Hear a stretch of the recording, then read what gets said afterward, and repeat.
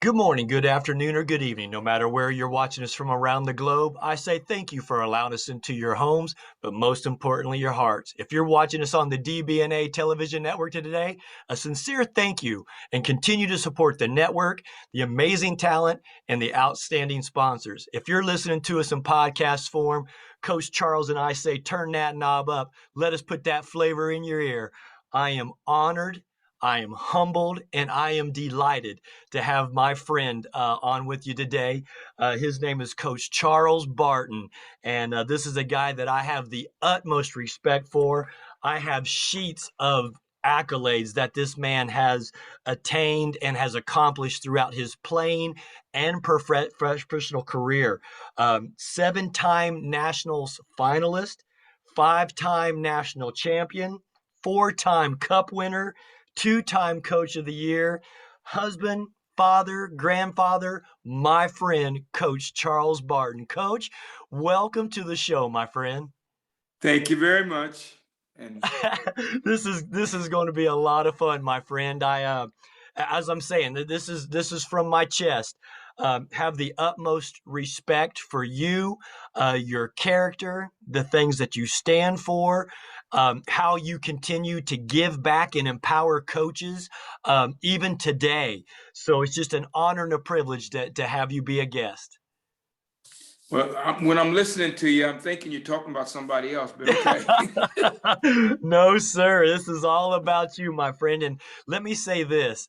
Thank you so much for staying up super late because I know you're right there in Europe and you're multiple hours in front of us, and I know we're getting close to midnight for you. So thank you for that. Well, no problem. That's no problem. I've been looking forward to it. Oh, as have I. Let's talk about it, Coach. I mean, in the '70s, you actually, you and I are both Midwest guys. You being from Ohio, me be from Indiana. But in the mid '70s, you actually signed your first contract to go play professionally. I think you started off in Switzerland. Tell us a little bit about what that process was like for you to be going from, the Columbus area, over to Europe. When I went to Switzerland, I was like a lot of Americans, very naive. Um, I was wondering, I was thinking, okay, the real adjustment is going to be, about basketball. They're going to play different. It's going to be different. They're going to be different rules, different styles. That wasn't the issue at all. The issue was the cultural shock. And with also how I came. I mean, I think I came there full of myself. I left a perspective about myself. I couldn't speak the language. I had to learn how to get by in French. Everything. It was very, very different. So the real difficulty was not in the basketball. It was outside of the basketball. But it was fascinating for me. And the other American that was there, he refused to assimilate. And so this was like a real life lesson right in front of me. I mean, he was much better than me, and he was gone halfway through the season because he just wouldn't assimilate. And he was angry at everybody, and he just wouldn't give at all, And so yeah, it was a different experience, but I thought, well, okay, now I've done that. I'm going to go back. I'm going to be a lawyer. I'll do this and that, and it didn't happen that way. I never lived in America after that on a permanent basis. Wow. I never went back. I love what I'm hearing because you were very open-minded and you were willing to adapt and learn their culture from where you were at, other than wanting everybody to conform to you. And I think that's a lot of one of the biggest mistakes that a lot of Americans will make when they travel to either Latin America or Asia or Europe, and they feel like it's all about them. And you had a bigger picture in mind, it sounds like. Yeah, I mean, I wanted to see what, another part of the world looked like. That it was more experimenting than anything else. Because like you, I was a quarterback and that was my love. Okay. Basketball was an afterthought for me. And I really, even though I was playing, I don't think I was very good. You know, I had one skill. I could shoot the ball. And I maximized that and learned how to play with other players. And I was already being formed as a coach without knowing it, because that was never in my mind. Um, I almost considered myself some kind of survivor. Every time we played a team, I was more in awe of the other Americans on the other team than I was like, here I am, okay? But I was there and I did score the ball and I did do some things, okay? And I was aware of that, of how little you could get by on if you maximized it. So, you know, all the time, these things were sinking into my subconscious, which came out later as coach. But I was fascinated by the fact that I came over there speaking English. And in Switzerland, they had 3 languages, German, Italian, and French in the same country. You know, I mean, we'd go to Lugano and they would be speaking, you know, Italian. You know, you go somewhere else, they were speaking German. So, I mean, in the same country. And I almost said, wow, you know, we're a little backwards behind these guys, you know. Yes, yes. Yeah, it's amazing some of those things that come to you. One of my first trips over to Europe, I remember the country that I was coaching in, English was actually the 5th language. So, you know, now basketball has its terminology and, you know, some of the players, you know, played in the States. So that kind of helped. But yeah, just the fact that, you know, you think of, you know, the multi languages in all these countries, the currency that you have to learn, learning new forms of government, you know, to be able to adapt and, you know, and picking up that language to be able to communicate and effectively communicate with your coach, because there's a lot of things that can be lost in translation. Yeah, no, for sure. And like you said, it was just, I was, you know, I had a healthy respect for that, that they could speak different languages. And you know, I that's what I told the other, but the other American, he wouldn't bite on that. You know, I mean, he just, and you know, he never did make it. And I won't say his name, but he was so good, Scott. He was so good, man. And I said, man, get your shit together, man. You Yeah. know, I Yeah. mean, you can stay over here. You can go places that I can't because you're really good, you know. But no, he didn't do it. That's too bad. He kind of undermined himself and his services by not, you know, being willing to adapt and learn and grow personally and professionally on and off the court. Yeah, he did for sure. He did, and I mean that give and take. I mean that give and take can go outside of sport, you know. But you know, the next step that I had was a guy that I played with in college had been playing in Sweden, and somehow we got together. And I don't remember exactly how it was, because it wasn't like it is now, you know, with all these Facebook, my place, your place, and all that stuff, you know. But we did hook up, and he said, hey, what are you going to do? I think I'm going to go back and continue studying to go master's degree. Now he said, no, man, you got to come to Sweden, man, you know, and see how it is over here. Okay, one more time, I'll try, you know. And then I went to Sweden, and then, well, then that became what it became. Yeah, the But rest is history. the rest is history. Yeah, and you know, Coach, I got to tell you, you and we've had similar paths, because I was blessed and fortunate to coach in some of the countries that you have coached in. And I got to be honest, you know, a lot of people will ask me, you know, what's some of your favorite places that you've coached? And I'm going to tell you what, to me, Sweden, just so clean and so pristine.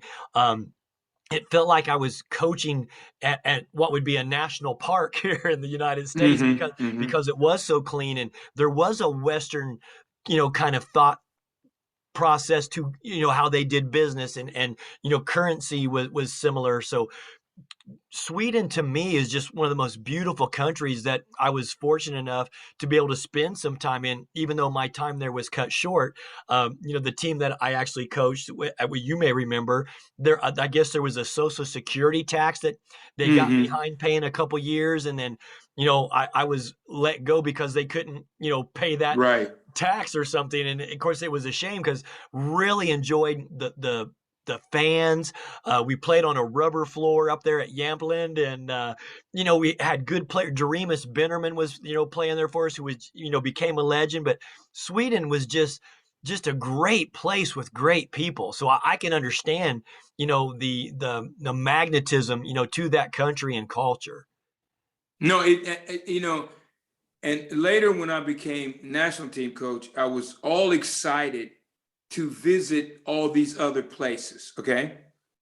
And then I realized Stockholm was my favorite city in all of Europe. And I say the best place, and I was calling it home by then, is right here at home, And no, Sweden is a fascinating country, And I mean, they also have their issues like everybody is having now because, the world has just become, it's in some ways a vicious place to live. But I mean, you won't escape that.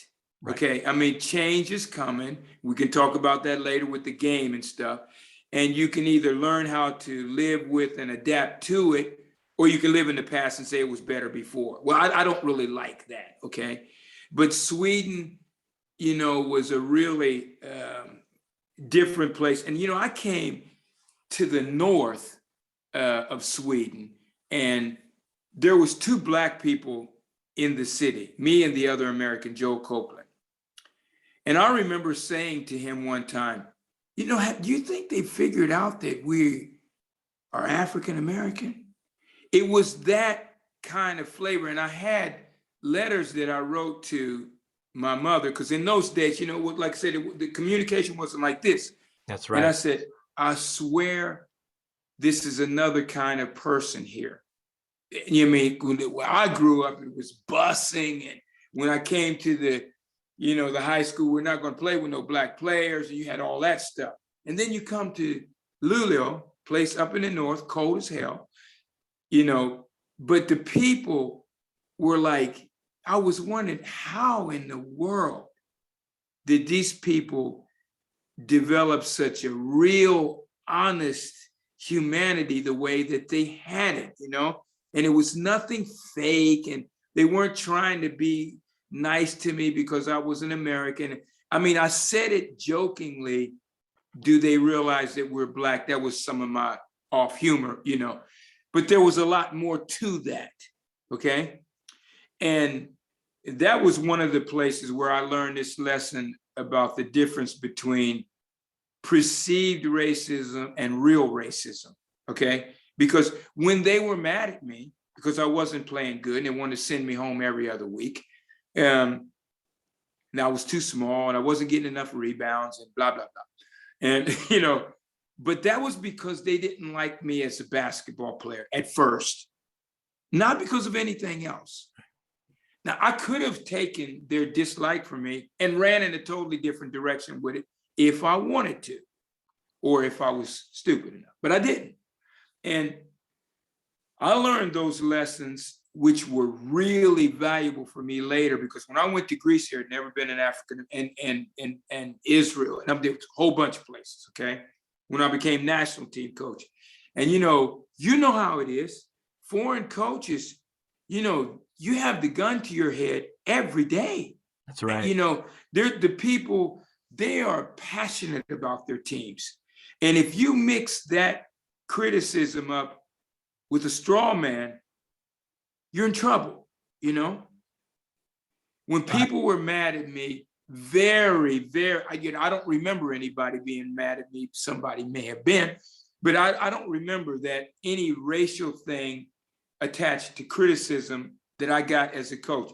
This maybe seems like an insignificant thing, but this was a valuable lesson for me, okay?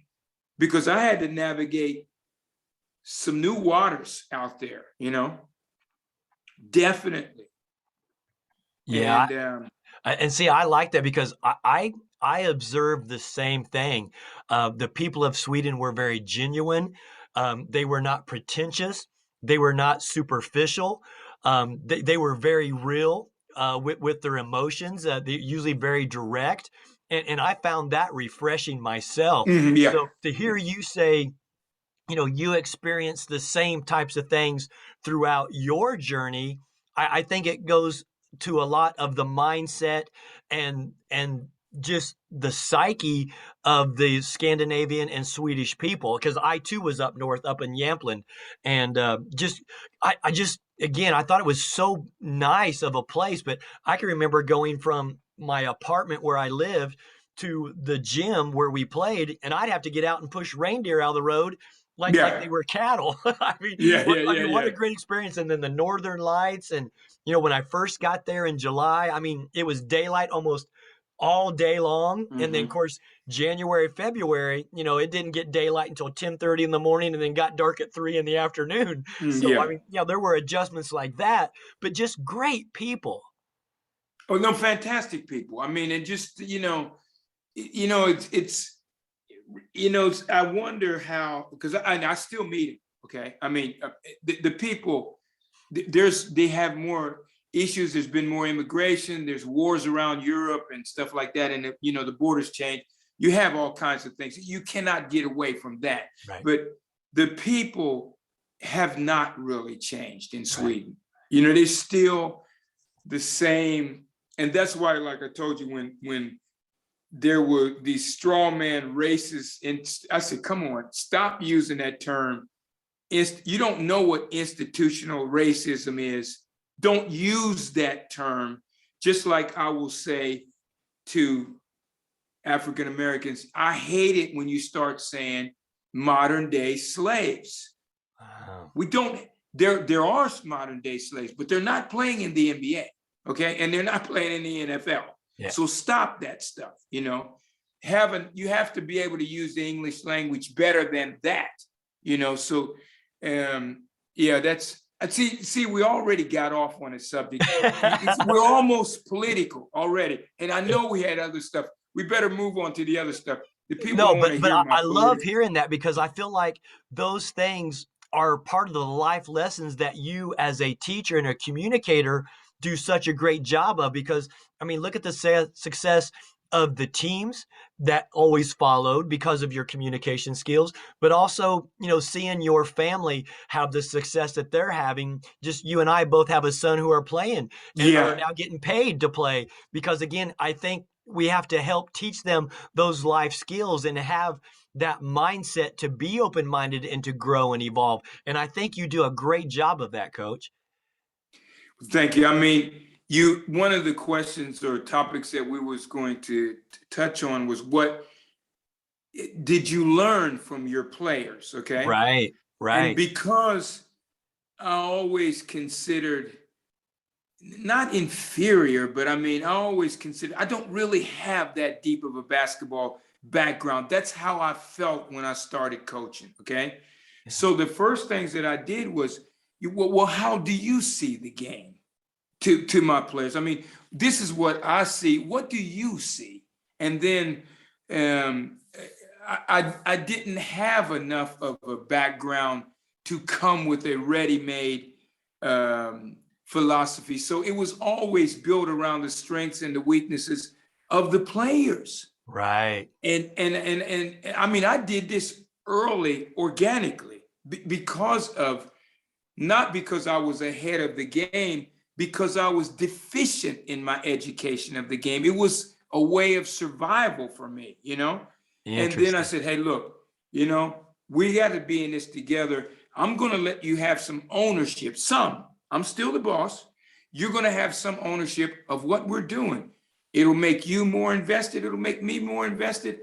It'll keep you as close as possible to your comfort zone, because we're there. We're on the same page, That's right. We're not fighting. So these are things that you had asked me before that I learned from players. I learned that early on. They're all different. Speak to each one of them every day.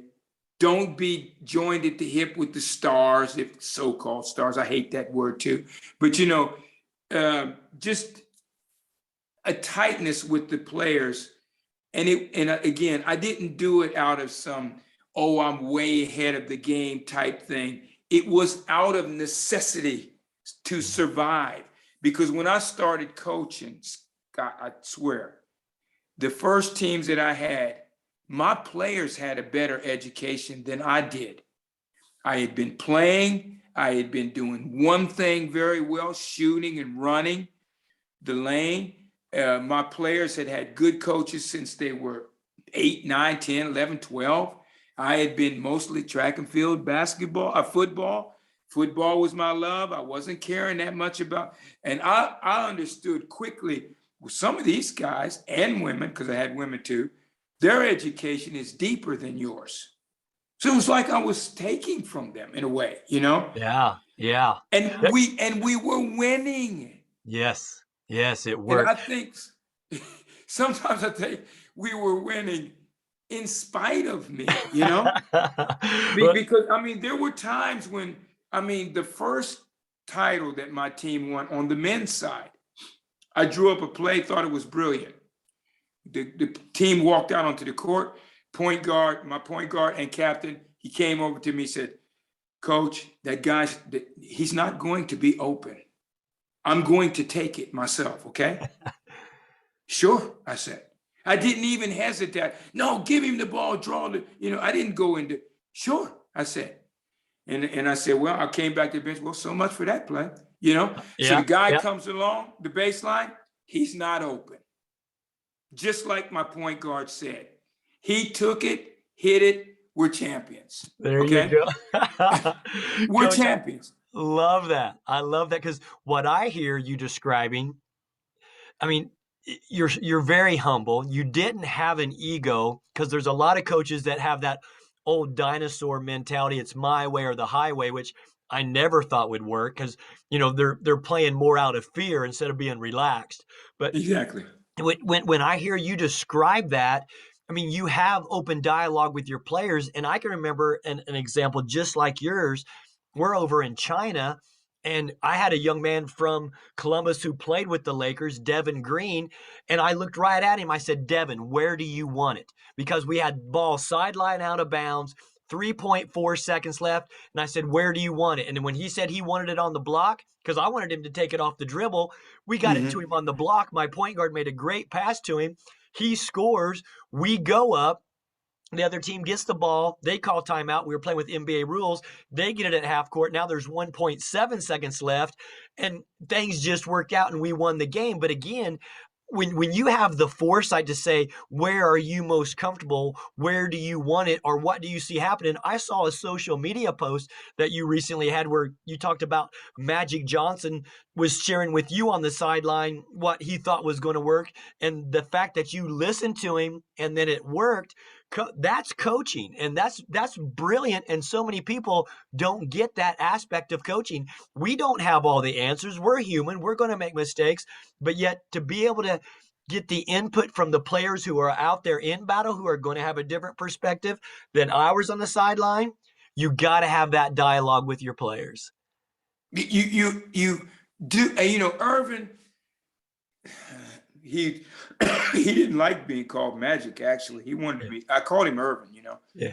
And I always was like, I asked him do you want to come out now? Okay, because I didn't know how. Yeah. He was there such a short period of time before the games, and I went to the game. I said, Irvin, listen, I'm gonna give you a breather. No. Wait a minute, And he said, the game's getting ready to break now. It is? It is. He said, you don't see it? And I said, no. He said, wait a minute, I'll tell you when you can pull me. And sure enough, man, like the mailman or something delivered on time, boom, Wow. the game broke 12-2. Now you can pull me. Yeah. Man, Wow. that's crazy. That is just crazy. And we're going to play the first game that he was going to play. I'm nervous as hell. I'm in way over my head. I'm thinking the gym is packed. Magic Johnson's there. We haven't had him that long. The opponent is not bad, Right. We're having some trouble at halftime. And we have been looking at this for a week before the game. Irvin comes a couple days before the game, okay? He is not privy to what we had already set up. I'm just playing with the guy. At halftime, he says, Coach, can I say something? Of course, I said, because the game was tight. He stands up, Scott. In 5 minutes, he cleans up what we had done in 5 days. Wow. And this guy, he didn't know their names. Number 12, number 6, number 7 is going to do this. And this is how we're going to do this. It's all right, Chuck? Yeah, go ahead, man. Do your thing. I'm sitting there learning also, really, honestly, and the scouting thing was perfect. It was brilliant. And he does it. We win the game. The man was fascinating, Wow. He was fascinating. And I was thinking, wow, man, I'm getting so much from this guy, because it wasn't just at practice or a lot of practice too. There was some stuff at practice too. But, at dinner, we'd be moving the salt and the pepper around the table. And he said, if you just set it a little bit lower like this is what's going to happen. And when that happens, you see how much more room there is to navigate. And yeah, man, I didn't think of that, Yeah. And it just sort of started building up. And that just reinforced what I had always said, don't get full of yourself. Amen. The game has its own rules. It takes a lot of, I can't imagine in those days when me and you was, I don't know, maybe you got bigger, but mostly I had an assistant and that was it, one. Sometimes maybe I had two, but not that often, okay? Right. Now I think that was terrible. Yeah. There was no way we were doing as good as we could have done, with a little bit more help. Yeah. And I said that you say that I'm humble, and maybe in some ways I'm humble, but the truth humbles you. Okay. And in actuality, I've won 22 titles. Wow. And not all of them are gold, because I count the silvers also. Okay. Oh yeah. They're all good for me. So, but never did I go back later that night and think how good I was. Yeah. Almost invariably, I said, wow, if this player didn't do that, or my assistant didn't say that, or somebody didn't say that, and I know it was true. I can't lie to myself. Yep. I could build myself up if I wanted to, but that would just be a public persona. I know what really happened in the game. Yeah. I know that I had part of it, of course. Sure. And giving people the freedom to say something enables you to get the correct information. But I never was delusional about what I did or didn't do. Yeah. See, and again, I love hearing that. It's refreshing to me because, you see a lot of coaches that have such a strong opinion and are not humble, and they full of ego, and it's always I. And to me, that stuff, it turns me off in a hurry. So the fact that, you're able to, self-analyze and self-reflect and know what your strengths are, bring in players that are going to make you better, that you grow and evolve with. Great players make great coaches out of us in a hurry. And then to have an Irvin Johnson with that basketball IQ to show you different things on spacing or angles.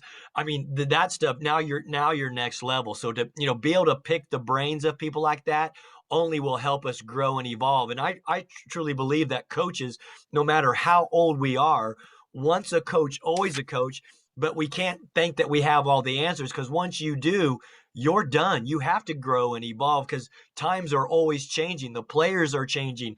The psychology is changing. So yes, the more great basketball minds that you can surround yourself with, we're only going to grow and get better.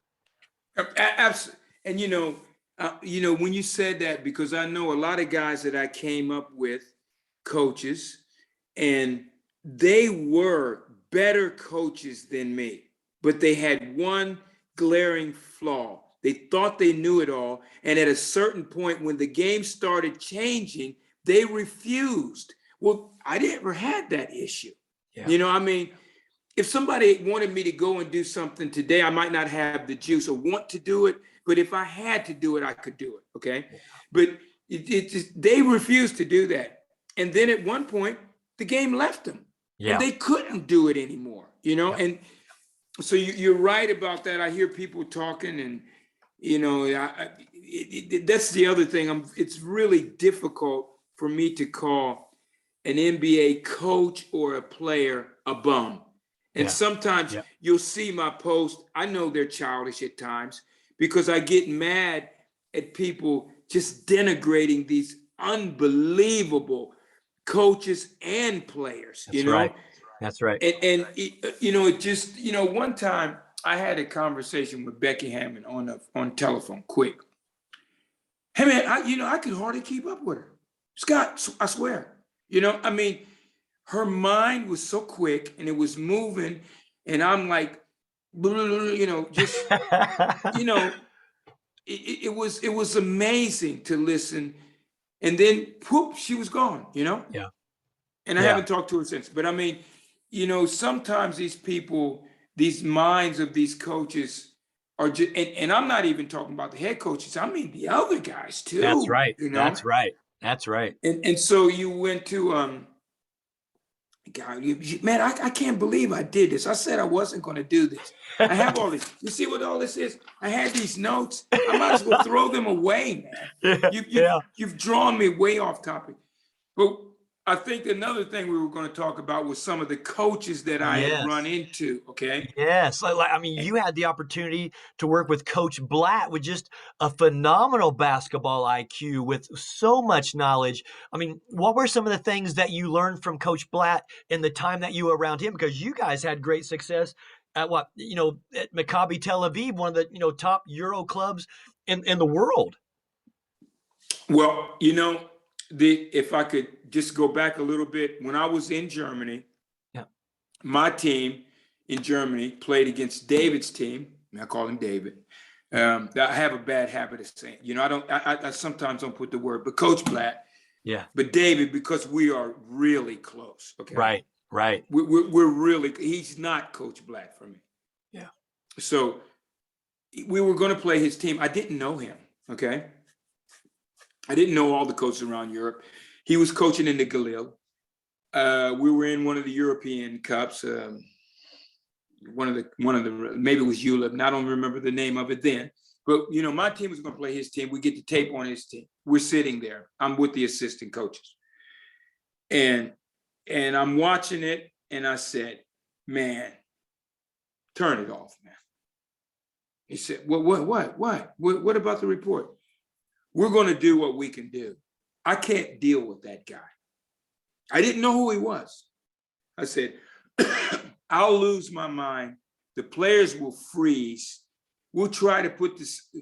We can't handle what that guy's doing. He was doing a lot, Scott, a lot, and there was just no way to go against it and not be paralyzed. I said, we're going to run as hard as we can, miss or make.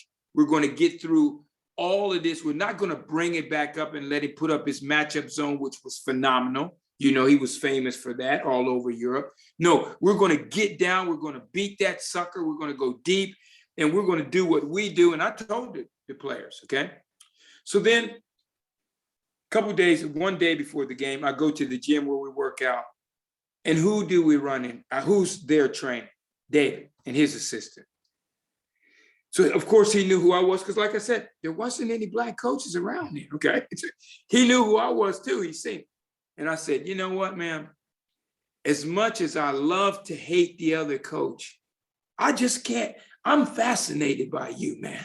And, I think it threw him off because maybe he was used to the Israeli, and we became instant friends. That's awesome. Instant friends.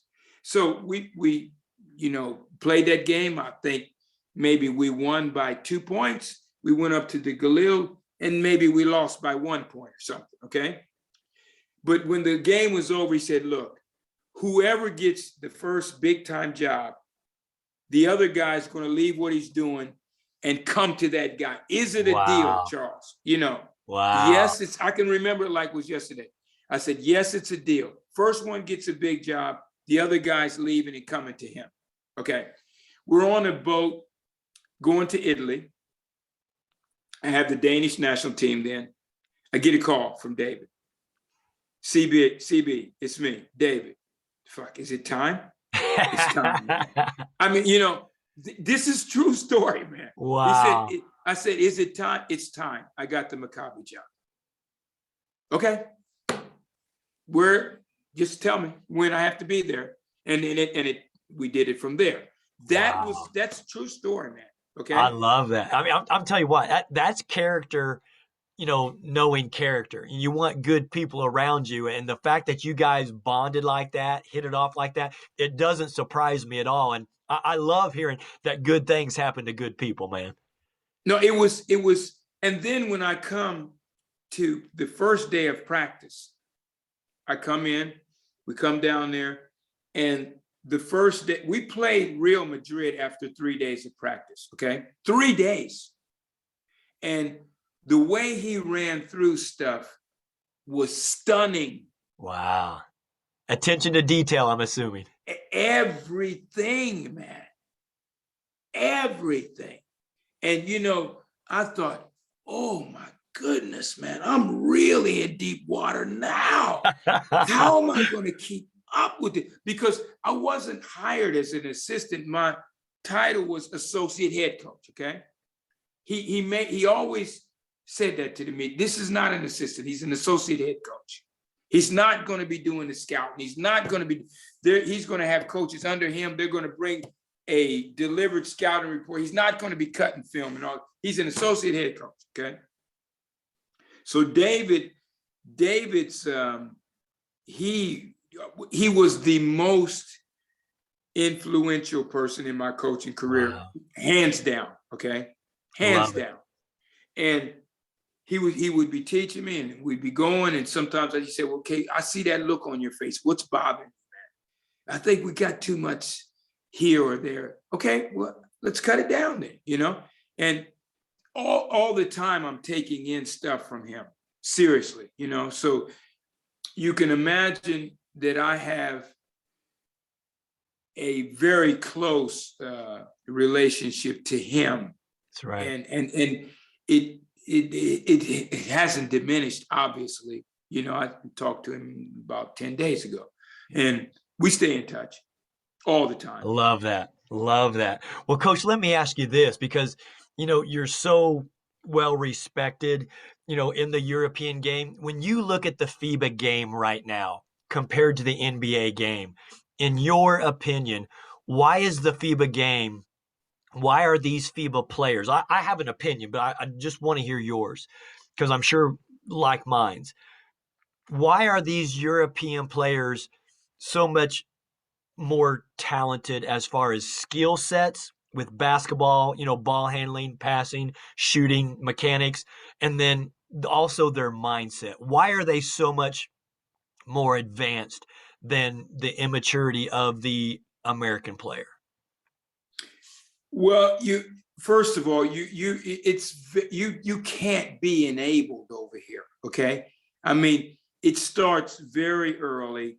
It's almost a corralling of talent in a way. And I always say over here, the biggest skill a player can have is the ability to play with other really good players. Amen. When you go to the United States, the goal is to be the best player. Okay. I mean, it's there's nothing really wrong with that, but I mean, it can be at the expense of other things. Right. That won't work here. Okay. I mean, you must be able to fit in or you're out. And you must know how to legitimately use skills instead of just showcasing them. Okay. So I look at some, it would be hard with all of his skill level for a Kyrie Irving to even exist here, because by the time he went through his legs 50 times and in and out and back and forth and missed people that had cut and stuff like that, that wouldn't work, man. And you couldn't sell people on really doing a cut if you never give them the ball. Yep.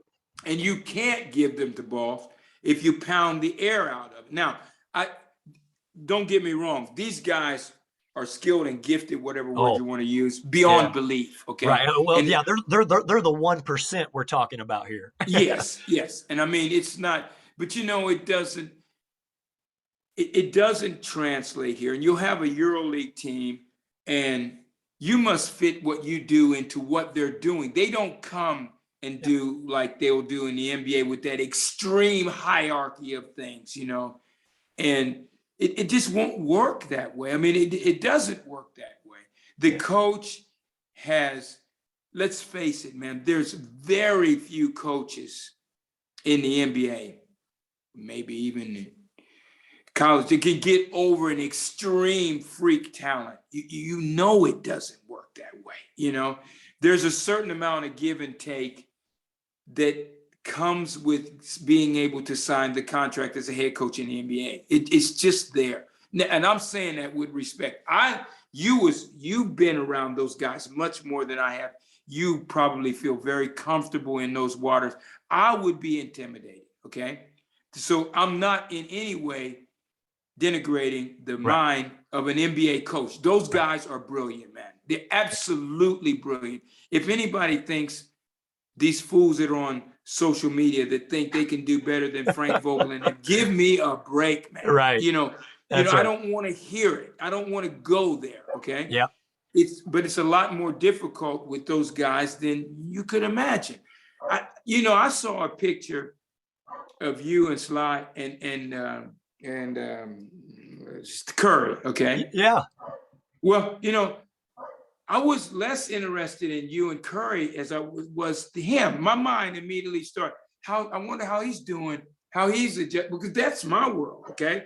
I mean, you're talking about what you do. I mean, you weren't talking about it, but what you and Steph Curry did, and it's okay, fine, that's on another level. I was more, how's he doing, That's right. Because I've seen him more through you coming up.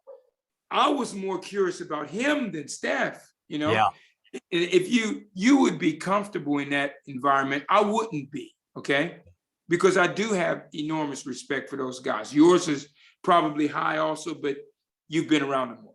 So, but I mean, I think the European guys, to get back to your answer, they have to have the answer to the problems that come up, and they have to have it like that. They are actually, quarterback, you know what I mean?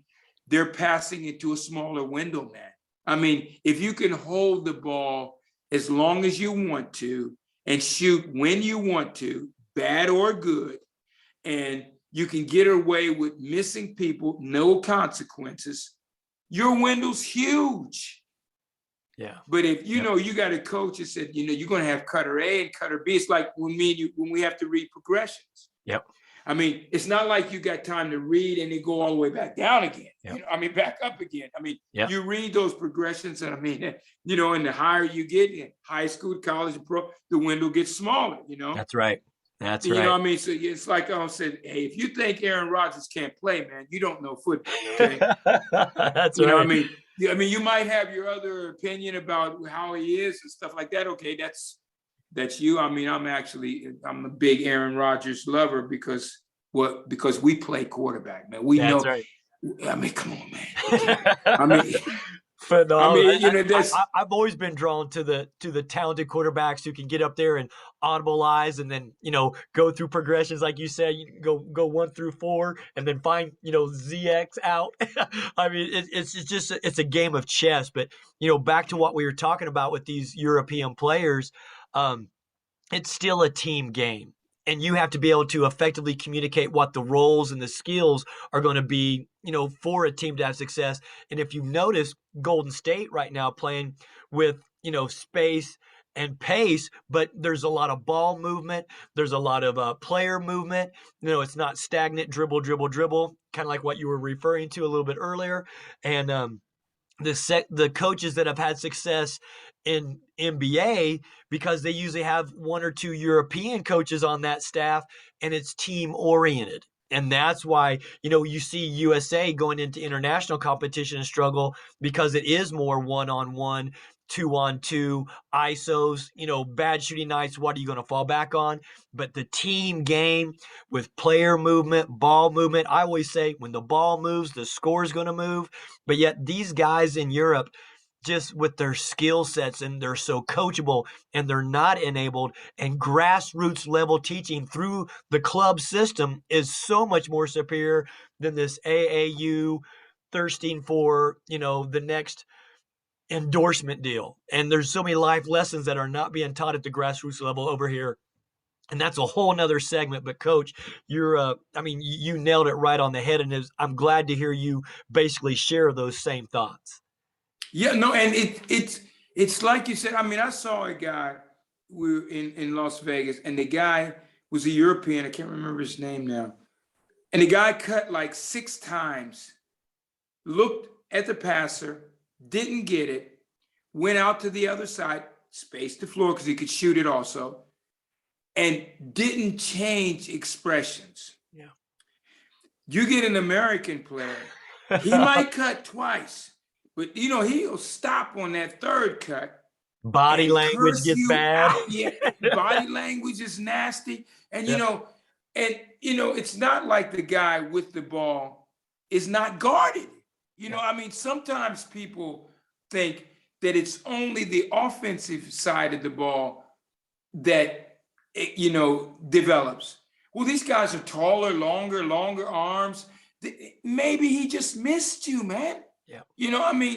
And when you get guys that are doing these things, cutting and stuff, I was telling some youth coaches, stop saying dirty work and little things. And then I asked you what it is, and you're talking about cutting and blocking out. Man, you're supposed to be doing that. Yeah. You've made a normality into something, a superiority thing, just because you've allowed some people that they don't have to do it. So Amen. This is disgusting. Yeah. Don't tell a guy that he's doing the dirty work by picking his teammate up, cutting, blocking out. He's supposed to do, that's not dirty work. That's right.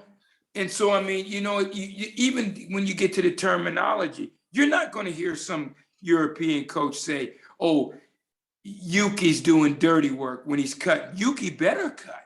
He's supposed to cut.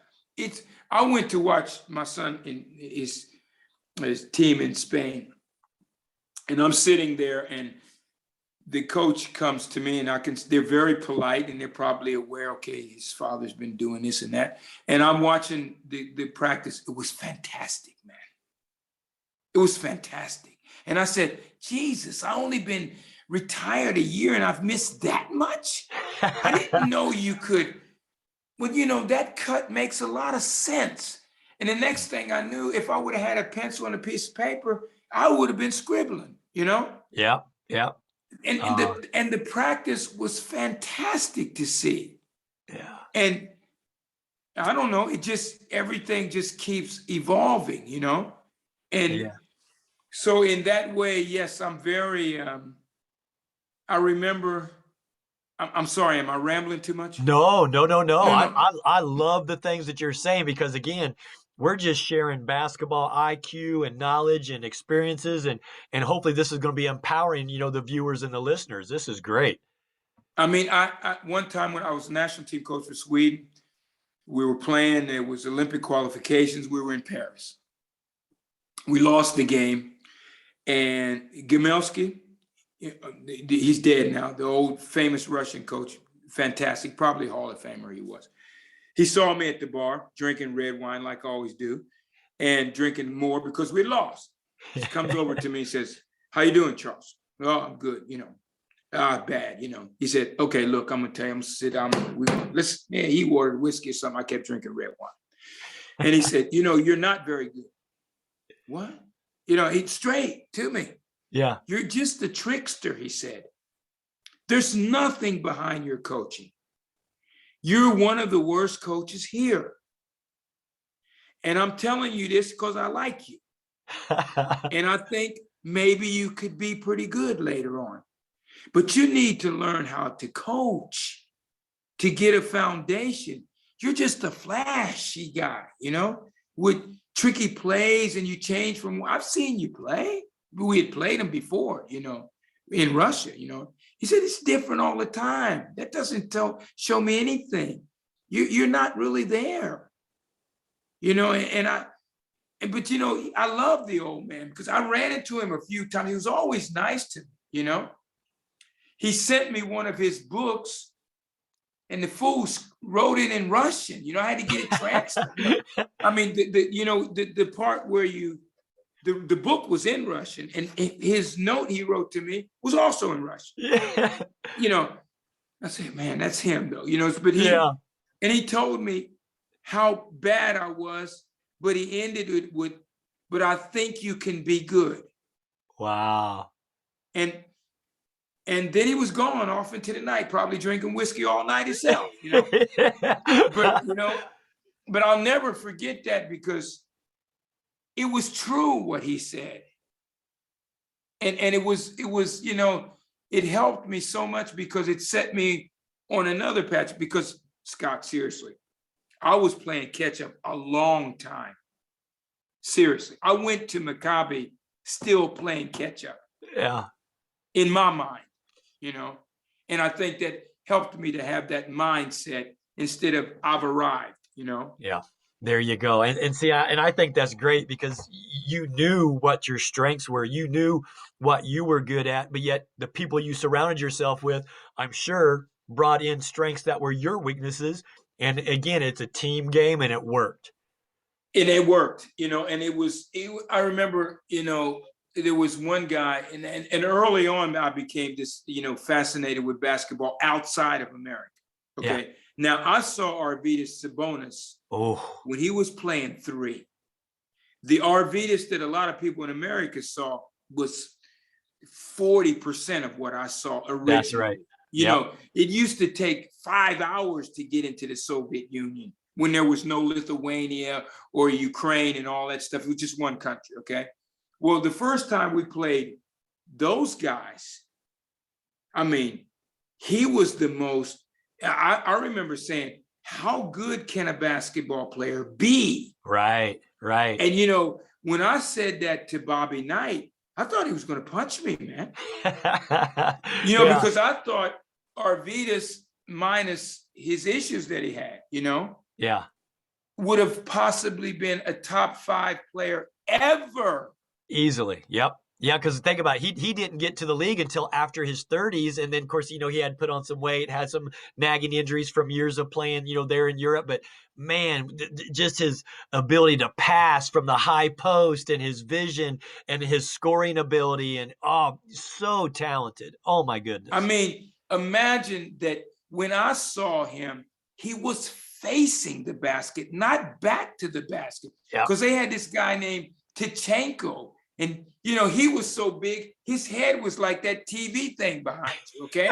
I mean, I remember screaming at one of my assistant coaches. I said, God damn it. Oh, excuse me. I mean, I said, we only got 4 players on the floor.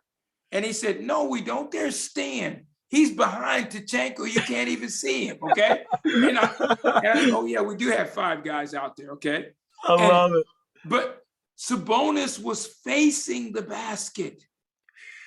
He was facing the basket. I mean, he was so brilliant, such a brilliant player.